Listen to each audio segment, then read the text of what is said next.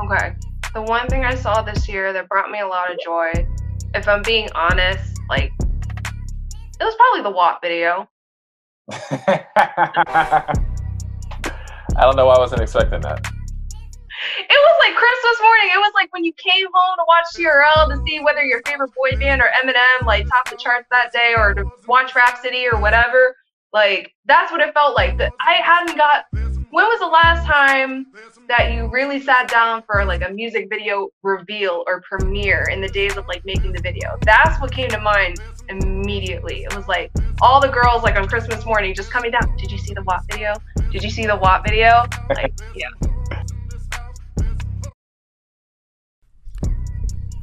Hey, what's going on? This is King Williams, and you are listening currently to the Neighborhood Watch podcast. And before we get into today's episode, there's a couple things I want you to know. One, many of the interviews that I have recorded over the past year on behalf of the Neighborhood Watch will be switching over. They're going to be switching over to a new name, a new title that'll be up in January of this year.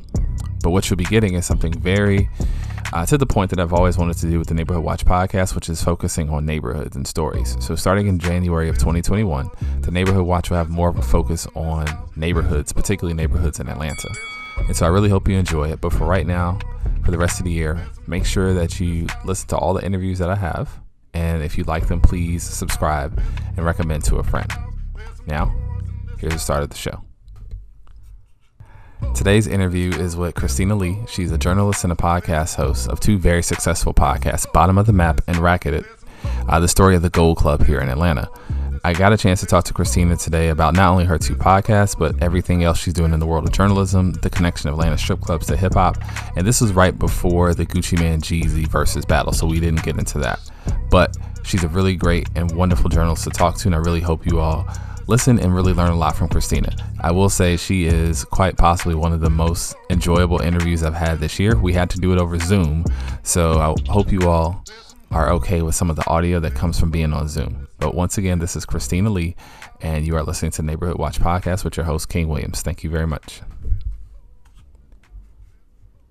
And so this person I'm talking to is Christina Lee. I don't even know how to fully stressed how much of a multi-hyphenate she is, but if you know her recently, you might have known her from her podcast Bottom of the Map or her podcast Racket on the Gold Room in Atlanta. And so without further ado, I would love for her to introduce herself. So thank you once again for coming back, Christina. Hi, thanks so much for having me. I've been based in Atlanta since 2010, and I've basically been reporting out here ever since, touching on music, but also different aspects of, I guess, culture, how music and particularly hip hop, in particular Southern hip hop, sort of intersects with how shit operates around the world. That's fair enough. And so then I want to ask you, Christina, which is, all right, before we even get into that, like, what brought you to Atlanta? What brought me to Atlanta was that I needed a job. Okay. And yeah, it's true. I had graduated from college in 2008, and I had graduated with a journalism degree, but I just didn't really, I couldn't get a position at the time, so I opted for a marketing gig, and I wasn't really good at marketing, so I got laid off 9 months later. And I thought maybe I would do one last ditch attempt to get my career off the ground. And the only internship opportunity that would take in people a year out from graduating was based in the Atlanta area. It was through Pace Magazine.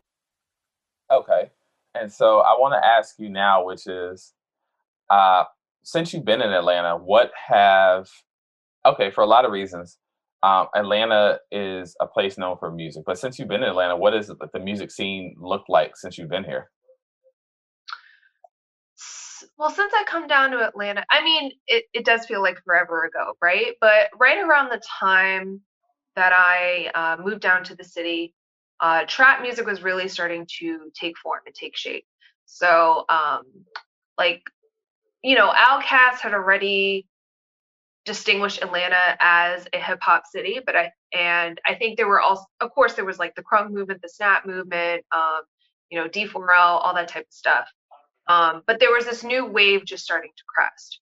So I would say in the 10 years that I've been in Atlanta, it's been not necessarily surprising, but it's definitely been a journey to see trap music go from something very, very scrappy to something that is very sophisticated, where like the sound signifiers have been adapted by the mainstream K-pop and things like that. And of course, trap music was never really exclusive to Atlanta. Of course, it does have its roots in Memphis, but the way that it has sort of branded itself, if you will, just like with crunk, I would say that trap really kind of came to brand itself and really kind of take on like this really solid form through Atlanta artists. So in the past decade, I've seen Gucci Mane be the sort of person that has a New York Times bestselling autobiography.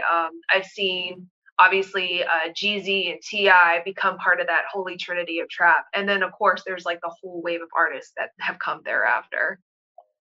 Right. And so let's stick on trap for a minute because there's something I wrote in the supporter report when I was still writing there last year.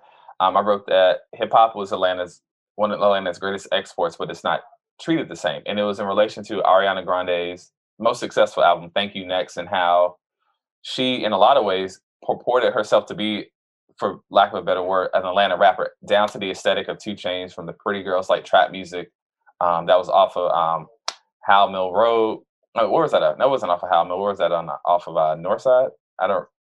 I think you were. I think it was Howell Mill, actually. I mean, that the house on on his album cover though appears to be like down Cascade though. If anybody is like driven down Cascade, there's like a pink house that I swear is the same one.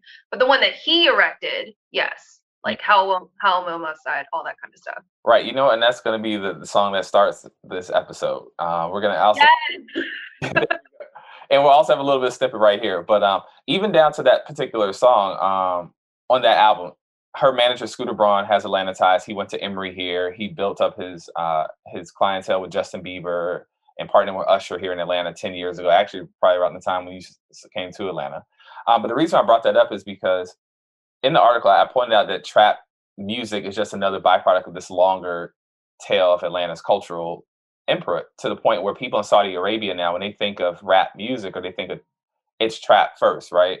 And so the aesthetic and the ethos, everything from Latin trap to K-pop, like you said, like trap has become so interwoven with just the sound of music. But it seems as if that's lost on a lot of people, particularly like people who work and live and call decisions in Atlanta. And so I want to bring that up to you, Christina, which is, do you think there's a disconnect between hip hop and like necessarily like the change makers or the deal makers in Atlanta? Um, I would. Here's the thing. I don't think these change makers necessarily want to let you know that there might be a knowledge gap. Wasn't it just over the past week that Keisha Lance Bottoms reposted that interview where she says something like the South got something to say, invoking Andre 3000 when she was talking about the mobilization efforts here, if you will. Yeah. Of course, we have a board of advisors, or I forget the formal name of it, that includes T.I. and Killer Mike. So I think the change makers want to let you know that they're very much on it, and they couldn't. There's only so much you could do to really like. You couldn't really ignore that stuff, is what I'm trying to say. But I will say that I think when it comes to the sort of social economic and social political conditions that make a trap music happen in the first place, I would like to say I would think that the change makers aren't maybe comfortable making those connections all the way. I don't really see them necessarily addressing them. Like, what necessitates the trap music? Like, trap music is obviously much more than a sound. It is spoken to these conditions that I think Atlanta hip hop has really given voice to since before the 1996 Olympics, before trap music was even considered like a genre, when it really was just considered like a setting that like Outkast and Goody Mob would invoke. So yeah, I think that's I think that's my answer. It's like they probably have some idea, but I haven't really seen them fully address those conditions or the things that sort of necessitate a trap music. Then I would like to see. Right. And even with just that, it's not just trap, right? So to be clear, Atlanta's music is a much broader thing. But it feels as if, especially now, that Atlanta's musical sound is really much a part of American fabric and international fabric.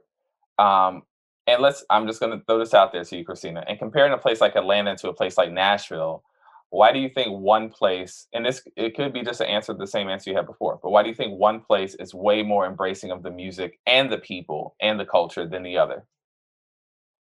Oh, that's a really good question. That's a really good question. Because it's not like country music has necessarily always been like polite or, you know,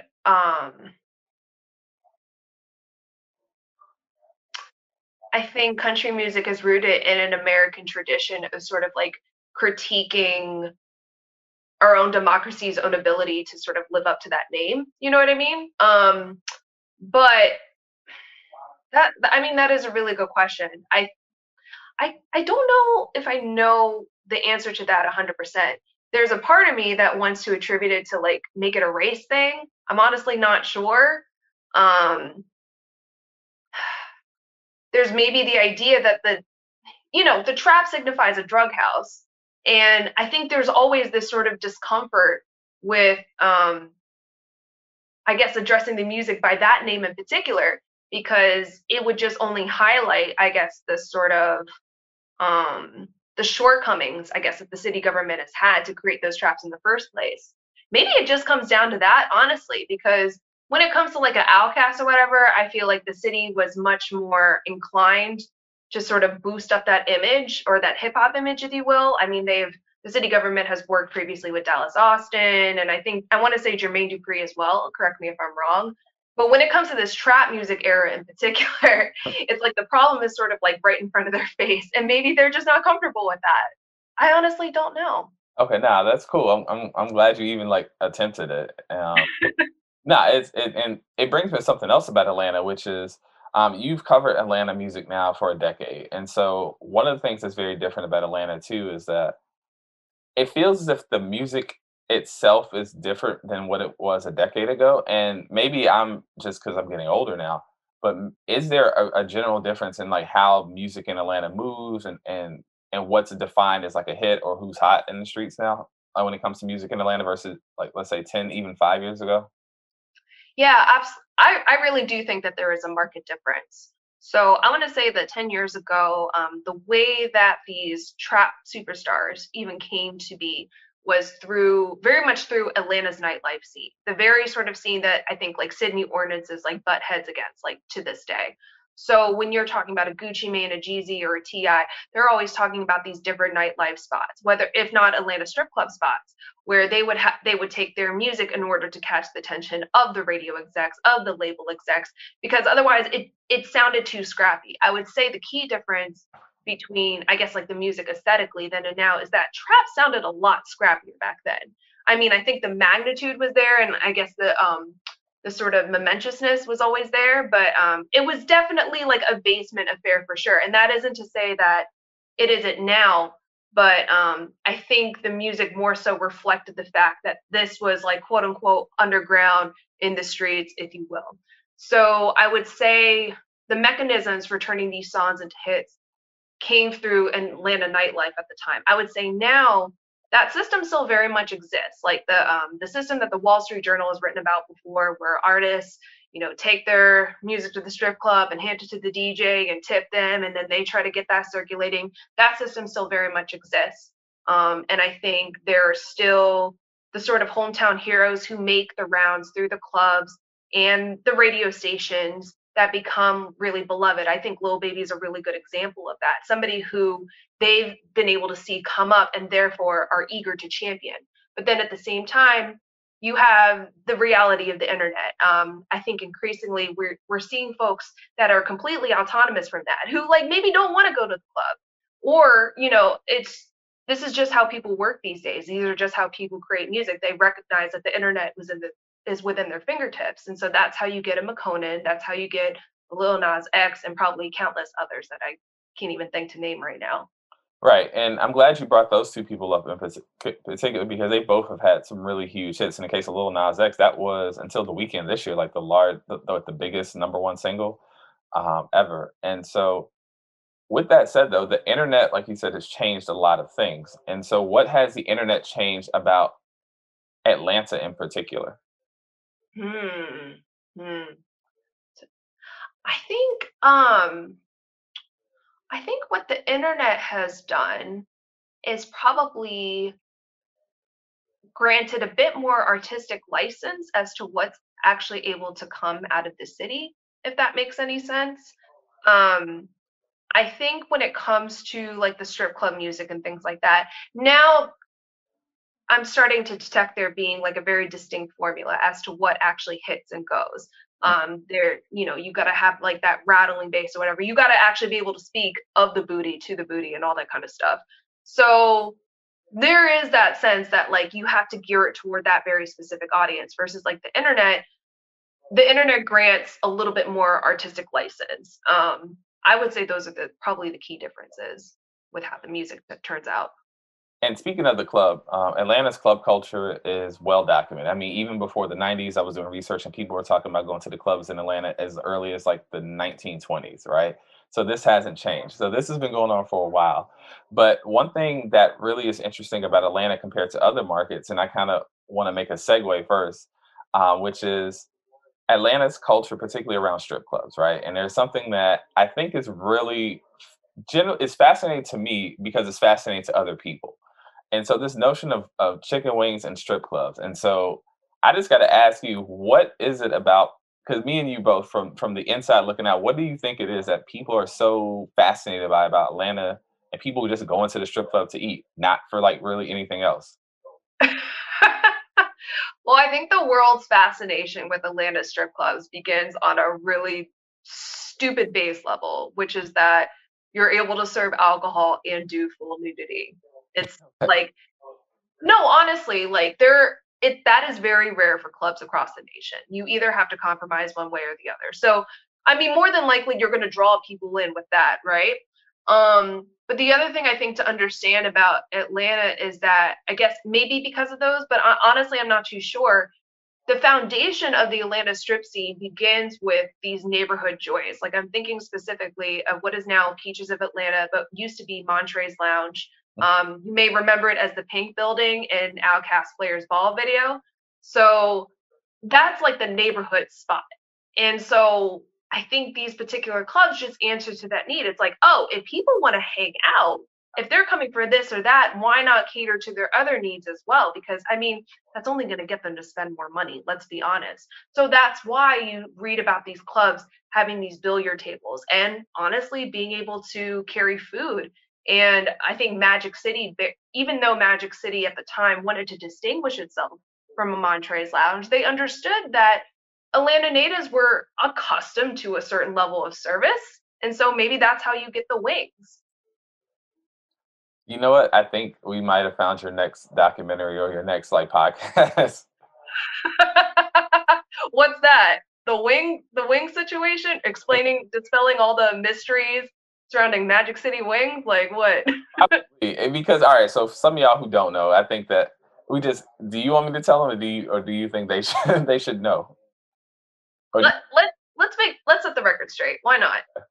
all right, quick thing. So Christina, you can correct me on this one. Summer 2020, so this is about July-ish. The NBA is starting up their season again in the NBA bubble in Orlando. There's one player for the Los Angeles Clippers. His name is Lou Williams. He's from Atlanta. He decided to leave the bubble. The bubble was something the NBA made to make sure that they protected all the players, all the staff, and everyone at the Walt Disney compound in Orlando, Florida. It worked really well. The idea was that you stay in the bubble until the season is over and you go home. Lou Williams thought otherwise. So he went, honestly, he did go first because of a funeral. But in the process of not just going to the funeral and coming back to quarantine, he took a little detour at Magic City to get some wings, and it became a thing really fast. So much so that you had national media talking about Magic City and Magic City wings in a way that I just never seen before. Is that close enough, Christina? You think? Oh yeah, absolutely. I just remember I think Bomani Jones on his podcast was like chatting it up with his co-host, being like, what wings really? That's the excuse you want to lay out? I'm sorry if I am misrepresenting you, Bomani, but that's basically what the conversation came down to. People were so incredulous because they were like, what a lame ass excuse. Just say that you wanted to go see some ass. But it was just like, guys, he has a wing special there. if I had a special on my name, that's where I'm going to go if I'm in town. Hello, that's a bargain. That's a steal. I mean, it's just like walking into Cheers where everybody knows your name. It's just that, the accoutrements are a little different. Right. And it was just so interesting because I've never seen so many like TV pundits just generally perplexed that people would go and eat. Right. And it was like one of those few things where I think Atlanta culture really is a culture in itself that's not necessarily applicable to other places. And it was just interesting seeing so many people in Atlanta who were online just being like, okay, so what? I order food to go from there, or I go eat there. There were people showing how they met their husband and their wife at the strip club, and it was just like regular stuff. Yeah, there was something actually. I'm glad you reminded me of this because I think when Quavo and Sweetie were featured in a recent issue of GQ, the what grabbed everybody's attention was the fact that they had their first date, I believe, at Magic City, and people are like, That seemed "What the hell?" It was just like, guys, if you can afford it, why the hell not? Like that's a common thing. Taking a first date to Magic City, like that, it just happens. It just happens. it really does, and I cannot explain this enough. I think it's one of the things about Atlanta that really is just a part of the fabric here in a way that I think is not in other places. And I think for love, it's I think it's a part of the fabric for like a lot of reasons you said because a lot of them are neighborhood spots or they started out as neighborhood spots, but a lot of them also staff people who were like your cousins or your friends, and so you have like a different relationship to the people there than you would like let's say in like a New York or Miami. Um, Hmm. and then also like you said with hip hop, like so like it has its own kind of economy to it. Like it really is its own engine, and I think people from here get that more than people who don't. Yeah, for sure, for sure. I think I want to make a comparison between like Atlanta and like Las Vegas, for example, because I think when you think of clubs like the Gold Club or even like the Cheetah, like as far as the opulence, they tried to model themselves more so after Vegas than anything they were seeing in Atlanta, right? But the key difference is that Las Vegas nightlife is isolated on the strip. So you have the strip and then you have the residence proper. And I think what often happens in Atlanta is much like you might see like some odd ass mid-century modern home next to who knows, like I guess whatever bungalow or whatever, where if you might see for the same reasons that you see like a church on every single block.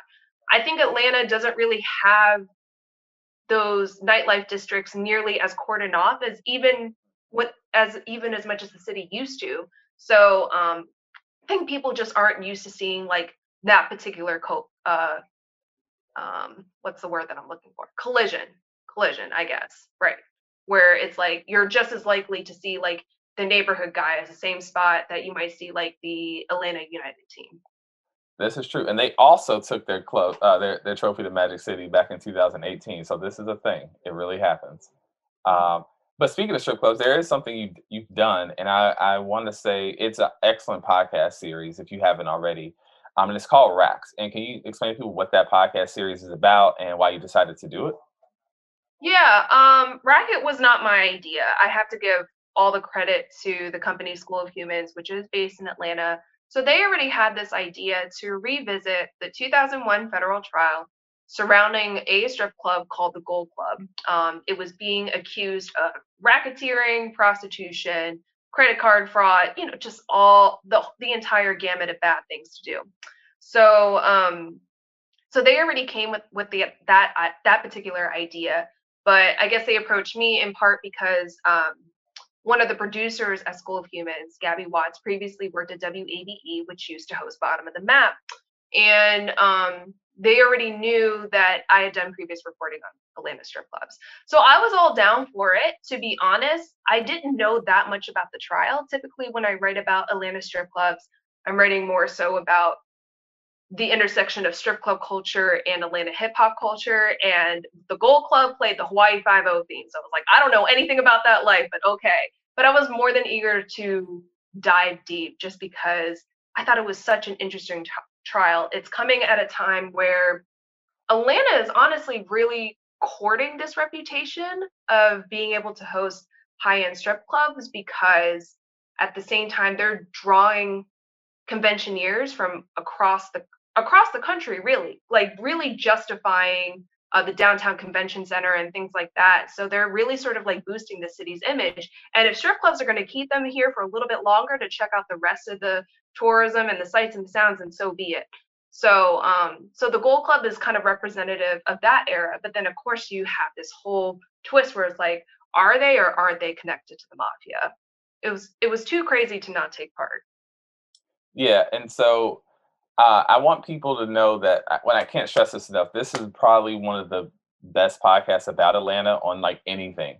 It hits on so many things you want to get out of podcasts. Christina's excellent throughout. The story is generally captivating, and it brings me to something else that you've done. You're still a person in the podcast space. You have another podcast as well. Now it's not about it's not a serialized episodic kind of program like you do with that one, but it's another one with someone I really enjoy, Dr. Regina Bradley. And can you explain what that podcast is about? Yeah, Bottom of the Map is a podcast about Southern hip hop, and but we don't take it from the approach of like, here's what the headlines are today or anything like that. Like we're really taking a macro point of view because what we come to realize is that with this music, no matter how big the songs get, there seems to be like a fundamental misunderstanding between what's happening in the song and I guess like the culture that drives it and sort of fuels it. And that's where we really benefit from Regina's perspective, having grown up in Georgia. We also really benefit from Regina's experience as a hip hop scholar. Let's be clear. I mean, I think her official title is Professor of English and African American Studies, but she has a book about Outkast coming out. So like Hey. she's legit. So I think the way that I've come to think of it is like we turn up because it's the music, but then we also theorize about how this music reflects the American South. And the thing is, this region, I mean, it's a whole ass region of the United States. It's already one that gets so maligned as we've seen over the course of many an election. Let's be honest with you. Um, but it's a really fun exercise to really kind of pick apart the music and really show how it explains, I don't know, this wide swath of the country. So it sounds basic, but we really dig deep. I really enjoy it. Yeah, it's definitely a personal favorite of mine. I can't recommend it enough. And so I asked, and I want to ask you this, which is, what is your favorite episode so far, Bottom of the Map? Oh man, we have a lot of good ones. Um, a more recent one, actually, you brought this up when we were talking about Two Chains and Ariana Grande kind of co-opting his aesthetic.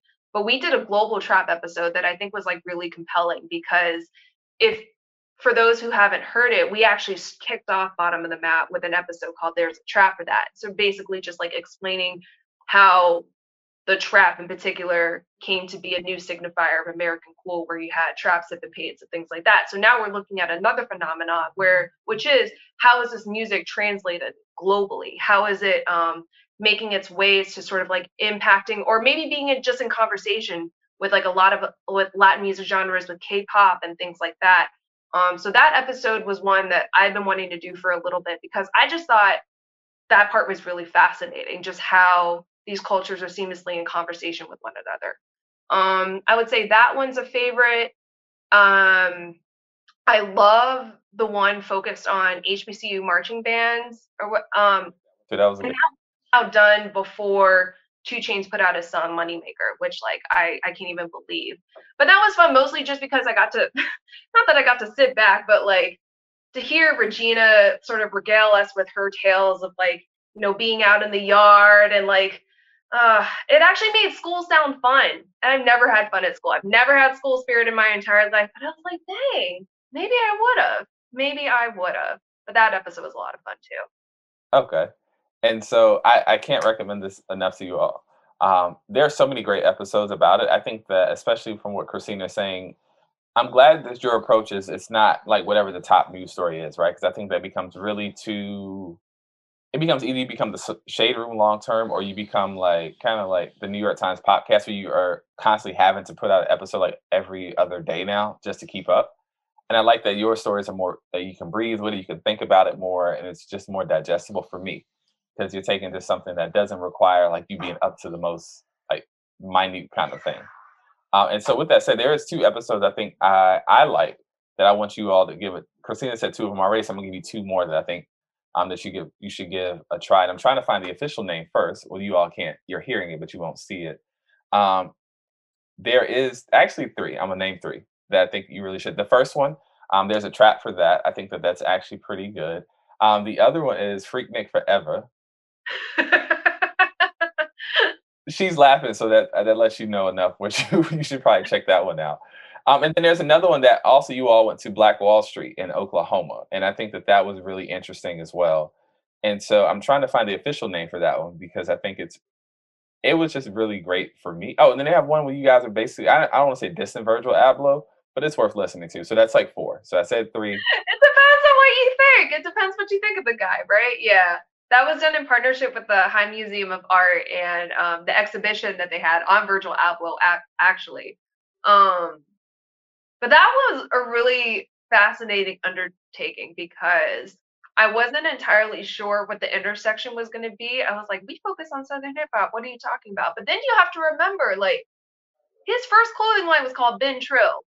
Ben Trill. That's it. So I was like, from there, it was pretty easy. And that was just sort of like mapping out, I guess, the conversation through the art that he's been having, like with these Southern hip hop signifiers, whether it's coming out of Houston or Atlanta or things like that. I mean, he's also worked directly with the Two Chains through, I guess, at the time when he's working with Good Music by Kanye West.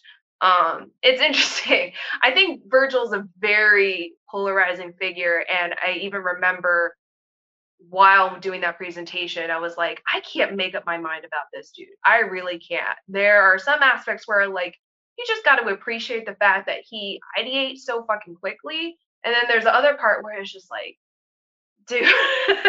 Yeah, And this was before like everything. um everything. Yeah, yeah. This was before the whole oh my god. The Yeah, two birds. you know what? Christina's not dissing it, but I do think it is one of those things where either you really for sure love Virgil, you're like a part of the Virgil hive, or you're not. And there's really not an in between on this one. No, no, there isn't. Your presentation, well, you at the High Museum, we all did that episode because it was just like I wasn't expecting. I'm gonna be honest with you. This is Atlanta, and when people reach a certain level of success, we kind of do this kind of like kissing up kind of thing to people, and like I just was not expecting that from the episode at all. It was a little bit more real than I thought it was gonna be. Oh, well, thank you.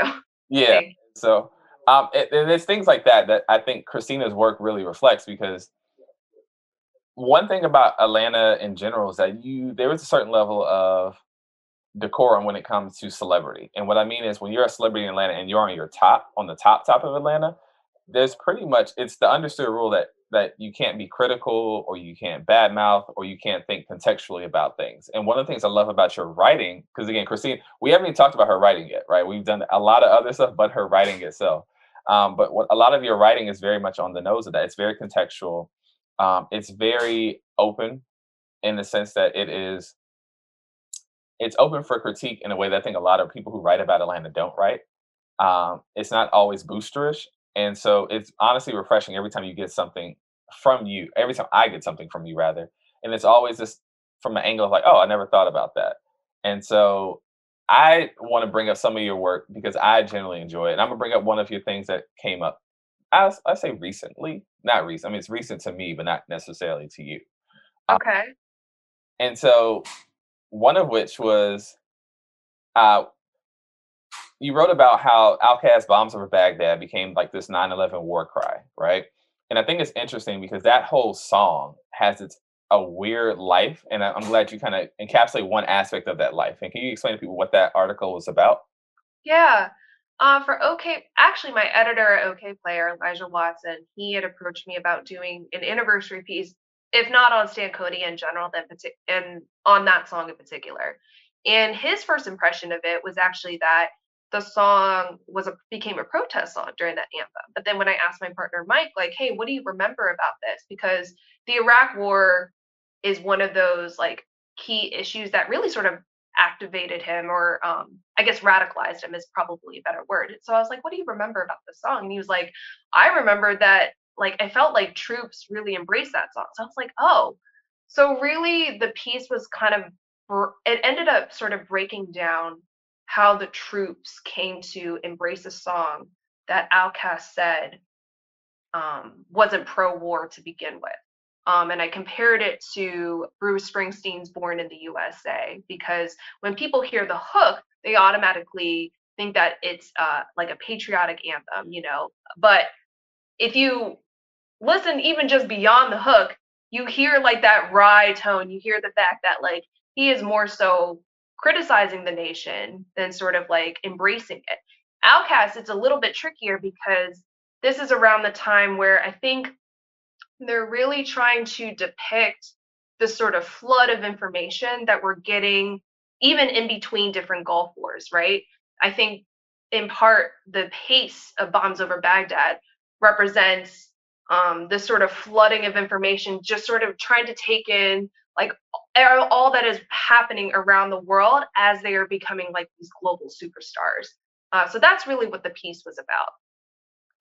Yeah, and so that's one of the things I really enjoy about your writing, and it's because I'm gonna be honest, when most people write about Bombs for Baghdad, they write about either that or the remix and how cool the song sounded, right? Or how much, it's never with like this deeper level of like thought, and that's what I really, really, really enjoy.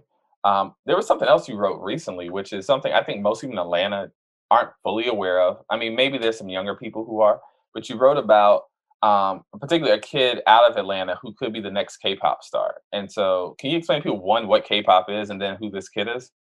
Oh man. So K-pop has been in development not pretty much since hip hop, but something close to that, where I think like the first major K-pop groups, Seo Taiji and Boys, actually sample Public Enemy in some of their first songs, right?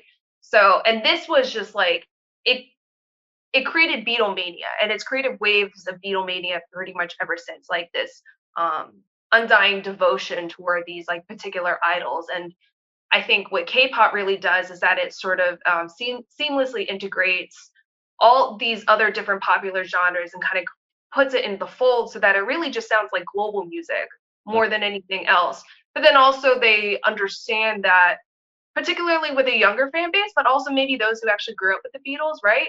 That the music can really be an immersive experience. I think people should remember that South Korea in particular is one of the most connected nations in the entire world. And so like when the music hits, you got to have that music video drop, and it's got to be amazing. And the thing is, the standard is so high that I feel like K-pop groups are just constantly trying to top one another. It really should feel like you're in your own world. So the piece that I wrote for Atlanta Magazine was more so based on a burgeoning label based in the Atlanta area called YMG Entertainment. That was one of the rare instances where I get a press release and I'm like, cool, I'm gonna chase that because I've never heard of that in my entire life. Um, but basically, the label was created by an Atlanta native who had grown up to see in her lifetime just how much the Korean population in Georgia would grow. Growing up, she kind of felt a little bit outcasted from all that. It like she would only really go to it was only really on Buford Highway that she would feel kind of like in touch with like Korean popular culture. But now in this age where she realized like, oh, I want to start a label, she's looking around and she's seeing not only K-pop being like this global force, but that the Korean population in Georgia is right here. It's huge. And that's a ready and willing audience right then and there. So it was really about the formation of the label, but then also sort of the potential that lied in trying to create K-pop in Atlanta. And I went to some event. Oh my God, it was so long ago. I don't remember the actual nature of it, but it was hosted by the city, I want to say, of Doraville. Mhm. I could be 100% wrong because I reported this, I think, so long ago. But what really struck me was that in between, I guess, performances, they would a DJ would just cue up some K-pop song, like mostly Blackpink at that time, and you just saw kids of like literally all races just make their way to the dance floor and all do the choreography from whatever the music video showed. Like it's crazy. That's the story. I cannot stress this stuff you off. If you haven't read Christina's work, I'll make sure I link both of those articles.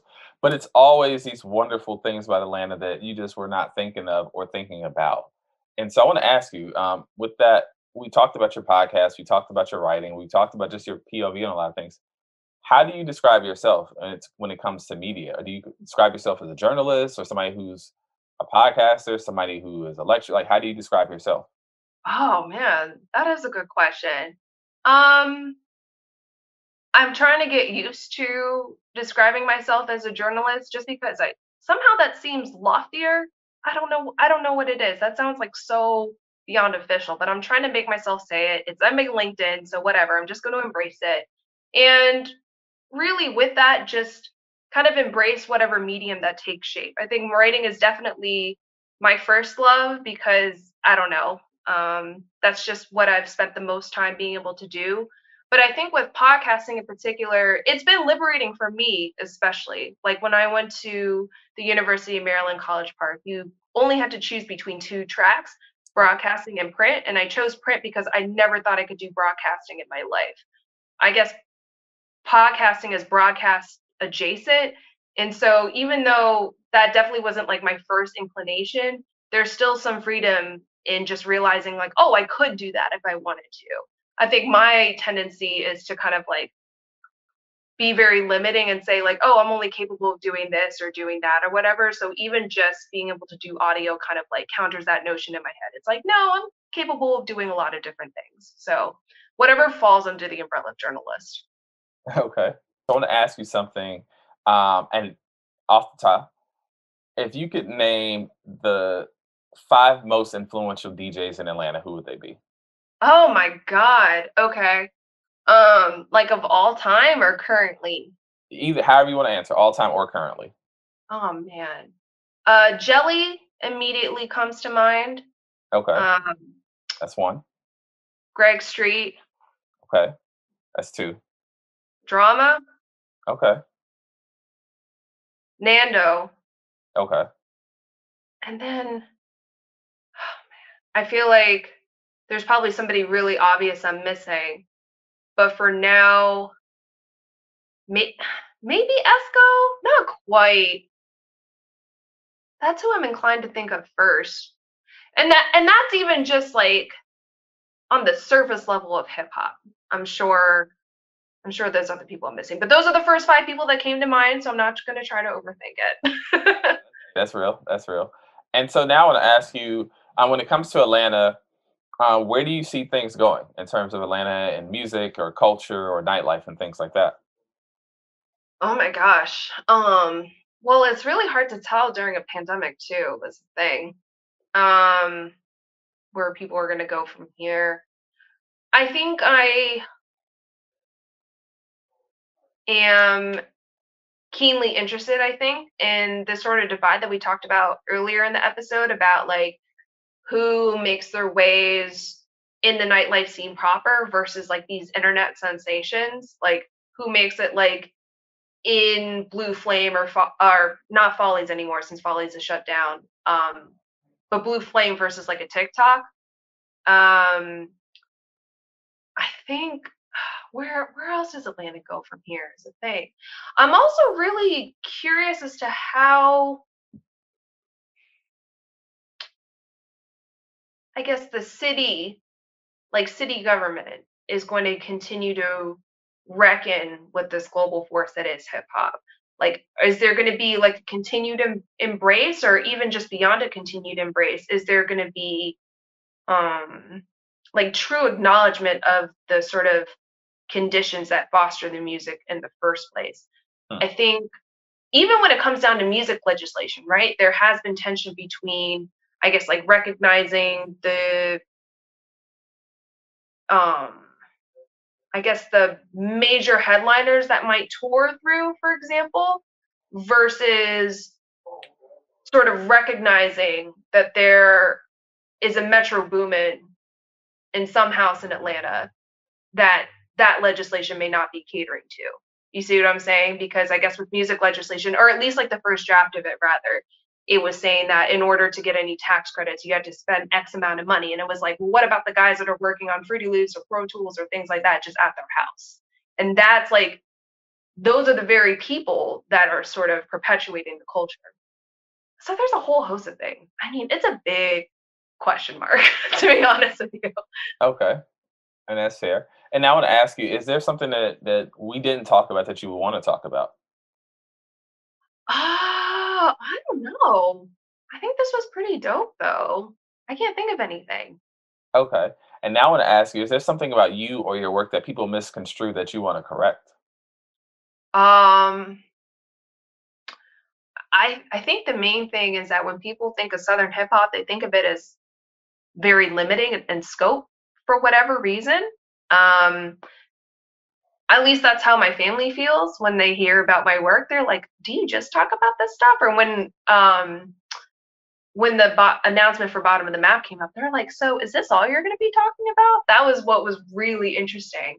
But I would say no, that isn't really limiting at all. If anything, it seems like people are flocking to move down here just to figure out the region, the city, who even knows. I think Atlanta is very much at the epicenter of everything that's sort of happening right now, music included. Okay.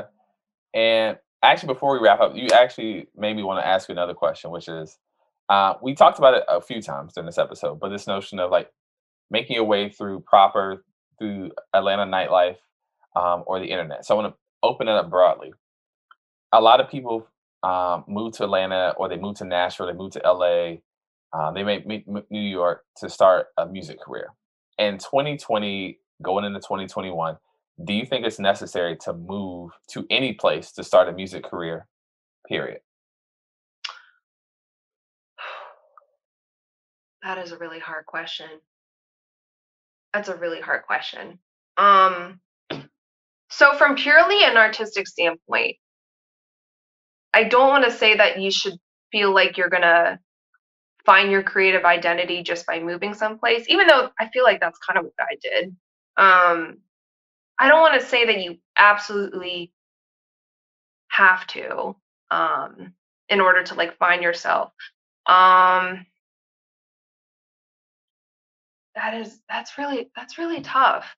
I think if you have the savviness to be able to stand out on the internet, then you don't have to move. But I think there are some real life biases that also exist as well. I feel like the name Atlanta does catch a lot of people's names, even when we're trying to write the description on, all the streaming platforms for Racket, for example. There was like a really quick discussion, mind you, about whether to include the fact that this was an Atlanta strip club. And it was like, yeah, of course, because that's what people are drawn to. It's you have to qualify it with the fact that it's out of Atlanta.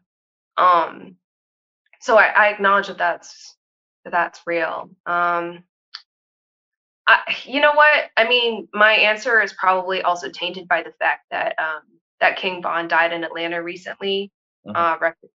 After having moved here from Chicago, and that's really unfortunate too. That weighs heavy on my mind because I feel like that was I'm sure he viewed that as a necessary move on his part to be able to, make this sort of connections that I made in Atlanta as well, and to kind of be part of, I guess, the creative energy that comes from the city while still sort of maintaining the regional identity that informed his music. It's so sad that he ended up how he ended up. So rest in peace. I honestly don't know the answer, but yeah. Yeah, I actually brought something up that I think we should acknowledge, which is Mhm. it's been a terrible and transformative year for a lot of people. And in terms of Atlanta, we've had a lot more. I want to be clear about, so I know I'm going to get some of the YouTube comments on this. I want to be clear. Atlanta, like a lot of cities throughout the U.S., has seen an overall decrease in crime overall. But what we have seen is an increase in violent crime, particularly crimes in which men are typically acting aggressive against other men. So anything from assaults to murders have gone up, and this is across the board, across cities, across the racial and demographic spectrum. It's hurt worse in black communities within cities. And so Atlanta has seen a few rappers who've actually unfortunately been killed this year, as well as more people being killed this year than last.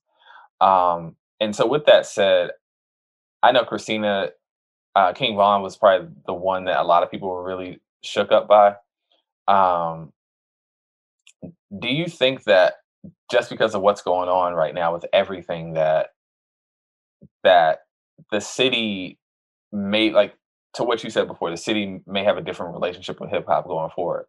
But considering right now how the police aren't super police, and so we have an increase in like like particularly murders and assaults, do you think that this is the impetus right now for Atlanta to reevaluate itself on how we go about our relationship with rap?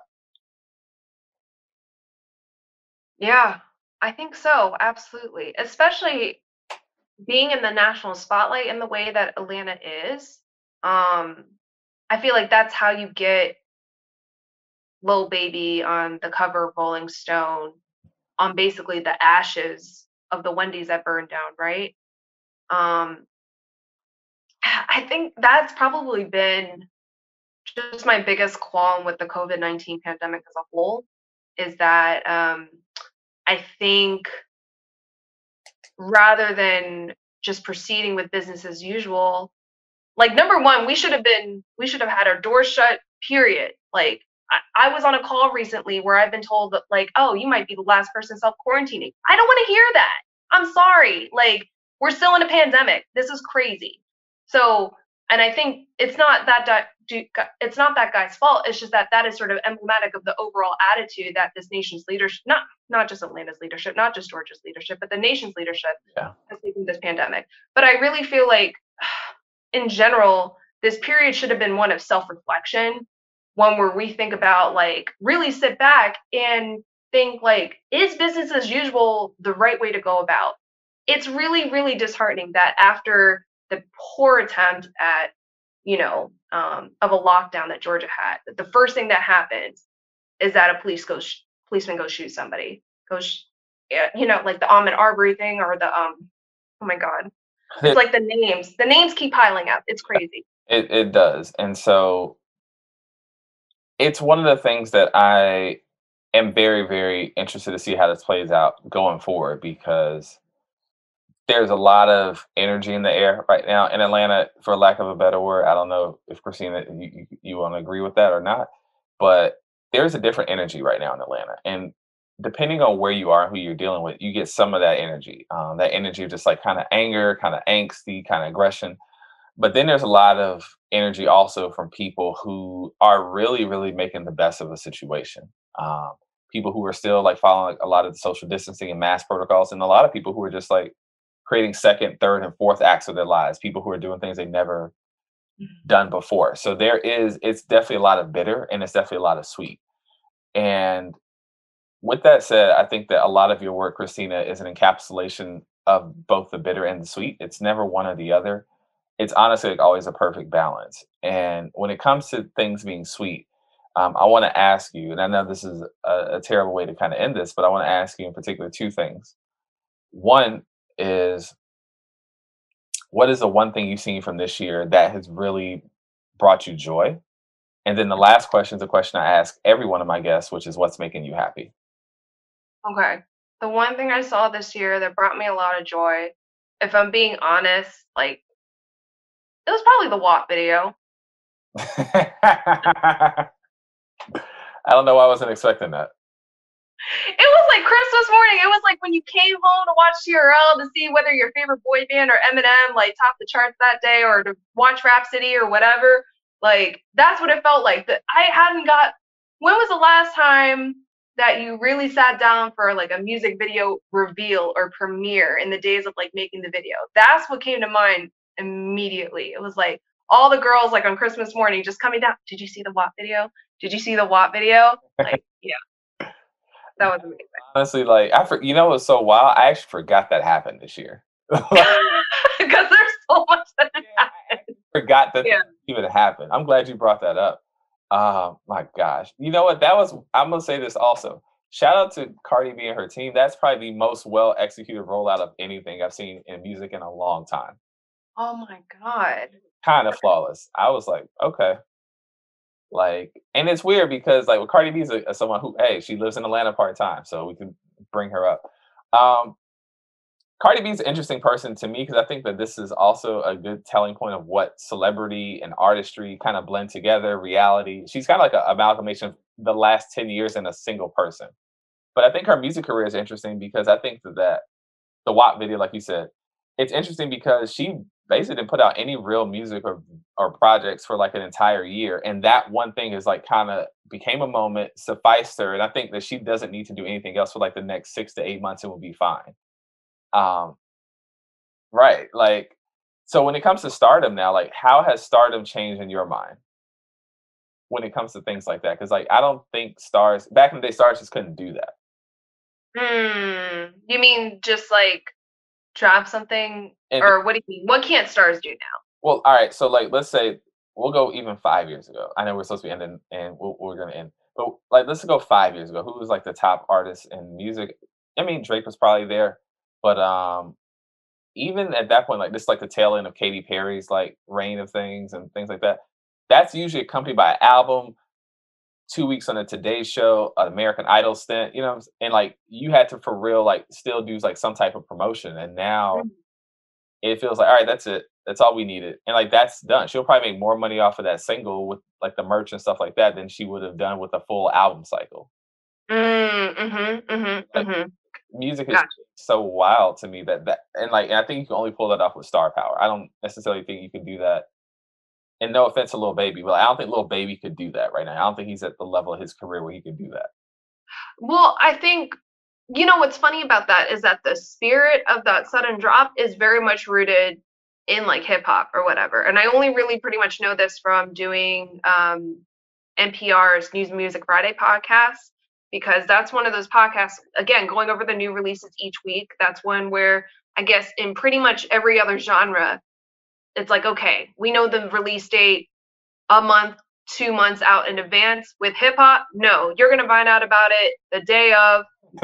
The week before is generous, very, very generous. And what was funny is that even like Ariana Grande is actually probably another good example where she just like dropped positions out of nowhere. That is definitely in the spirit of a mixtape drop. So yeah, I think certainly their star power affords some of these pop stars to be able to like live off of that or whatever, versus like I think um with like up and coming artists, it's more so in part of building career momentum as opposed to being like, okay, I'm so hot that I could just drop a single and be that. But um it's in that same spirit for sure. Or And I think that is in part because, again, of the enormous influence that Southern hip hop has played. okay. And I'm gonna end it with my final question to you, Christina, which is what's making you happy today? What's making me happy today is actually okay. It's a essays collection that I'm reading right now. It was actually released around the time of the Iraq War, actually. So it's called The Impossible Will Take a Little While. It's compiled by Paul Loeb, but it features essays by, let's see, I'm about to read an essay by John Lewis right now. Desmond Tutu is featured in there. A whole bunch of like really interesting scholars and thought leaders and poets. And there's a Pablo Neruda poem in there, but it's specifically geared toward this sort of moment where it seems like there's a lot of civil unrest and there's a lot of work to be done. So I guess the whole premise of the book is being like, how did these other people do it? How did these other people maintain hope or see silver linings during a time that we may consider to be very, very dark? So if we're talking today, I'll say that book. Okay. Okay. And once again, you all, I cannot stress this enough. This is probably one of the best people to follow in Atlanta. You can find her on Twitter. It's Mina and Lee, right? Mm-hmm. Okay.